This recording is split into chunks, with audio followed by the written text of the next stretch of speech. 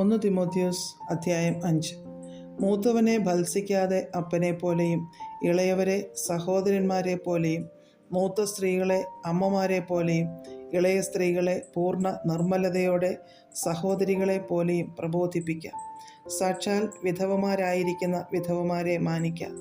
വല്ല വിധവയ്ക്കും പുത്രപൗത്രന്മാർ ഉണ്ടെങ്കിൽ അവർ മുമ്പേ സ്വന്തം കുടുംബത്തിൽ ഭക്തി കാണിച്ച് അമ്മയപ്പന്മാർക്ക് പ്രത്യുപകാരം ചെയ്യുവാൻ പഠിക്കട്ടെ. ഇത് ദൈവസന്നിധിയിൽ പ്രസാദകരമാകുന്നു.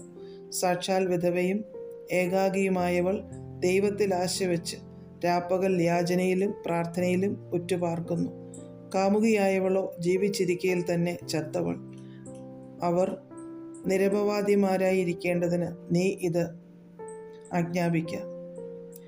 തനിക്കുള്ളവർക്കും പ്രത്യേകം സ്വന്തം കുടുംബക്കാർക്കും വേണ്ടി കരുതാത്തവൻ വിശ്വാസം തള്ളിക്കളഞ്ഞ് അവിശ്വാസിയേക്കാൾ അധമനായിരിക്കുന്നു.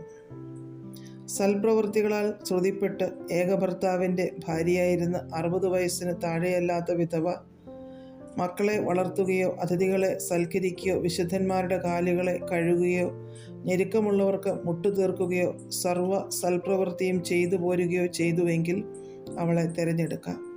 ഇളയ വിധവമാരെ ഒഴിക്കുക. അവർ ക്രിസ്തുവിന് വിരോധമായി പുളച്ചു മതിക്കുമ്പോൾ വിവാഹം ചെയ്യുവാൻ ഇച്ഛിക്കും.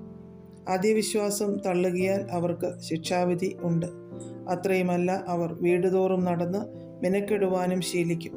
മിനക്കെടുക മാത്രമല്ല, വായാടികളും പരകാര്യത്തിൽ ഇടപെടുന്നവരുമായി അരുതാത്തത് സംസാരിക്കും.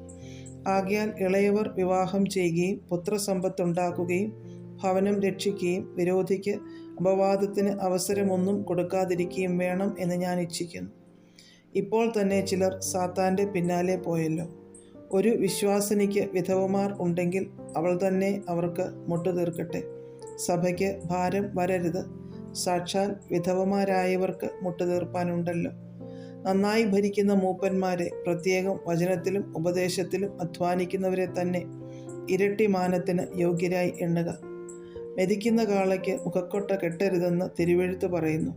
വേലക്കാരൻ തൻ്റെ കൂലിക്ക് യോഗ്യനെന്നും ഉണ്ടല്ലോ.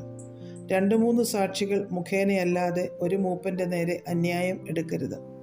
പാപം ചെയ്യുന്നവരെ ശേഷമുള്ളവർക്കും ഭയത്തിനായി എല്ലാവരും കേൾക്കെ ശാസിക്കാം. നീ പക്ഷമായി ഒന്നും ചെയ്യാതെ കണ്ട് സിദ്ധാന്തം കൂടാതെ ഇവ പ്രമാണിച്ചു കൊള്ളണം എന്ന് ഞാൻ ദൈവത്തെയും ക്രിസ്തുയേശുവിനെയും ശ്രേഷ്ഠ ദൂതന്മാരെയും സാക്ഷിയാക്കി നിന്നോട് കൽപ്പിക്കുന്നു.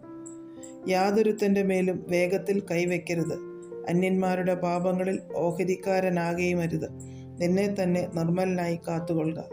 മേലാൽ വെള്ളം മാത്രം കുടിക്കാതെ നിന്റെ അജീർണതയും കൂടെയുള്ള ക്ഷീണതയും നിമിത്തം അല്പം വീഞ്ഞും സേവിച്ചു കൊള്ളുക. ചില മനുഷ്യരുടെ പാപങ്ങൾ വിസ്താരത്തിന് മുമ്പേ തന്നെ വെളിവായിരിക്കുന്നു. ചിലരുടെ പാപങ്ങളോ ക്രമേണയത്രേ. സൽപ്രവൃത്തികളും അങ്ങനെ തന്നെ വെളിവാകുന്നു. വെളിവാകാത്തവയും മറഞ്ഞിരിക്കുകയില്ല.